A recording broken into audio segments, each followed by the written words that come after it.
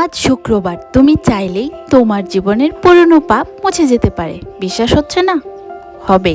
মানুষের জীবনে এমন কিছু কাজ হয় সে নিজেও ভুলে যেতে চায়, কিন্তু মন বলে আমি খুব খারাপ, আমার আর মাফ নেই। জানো, শুক্রবার হলো সেই দরজা যেদিন আল্লাহ তার বান্দাদের ডাকেন এবং বলেন তুমি ফিরে এসো, আমি তোমার সব ডিলিট করে দেব। রাসূলুল্লাহ সাল্লাল্লাহু আলাইহি সাল্লাম বলেছেন, যে ব্যক্তি জুমার দিনে গোসল করে নামাজে আসে, মনোযোগ দিয়ে খুতবা শোনে, তার এক জুম্মা থেকে অন্য জুম্মা পর্যন্ত গুনাহ মাফ হয়ে যায়। ভাবো তো, আল্লাহ চাচ্ছেন তুমি নতুনভাবে শুরু করো। তিনি বলছেন তুমি শুধু ফিরো, আমি তোমার কাঁধের বোঝা নামিয়ে দেব। তো তুমি কি আজ শুক্রবার শুধু 2 রাকাত তওবার নামাজ পড়বে না?